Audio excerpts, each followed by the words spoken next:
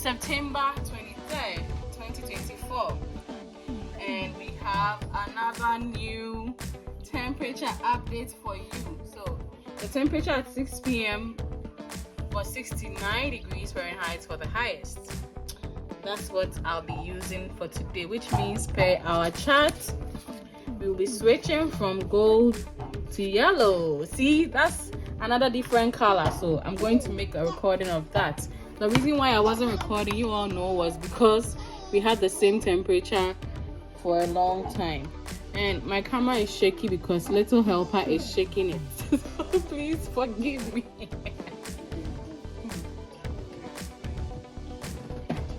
Hey, Ali.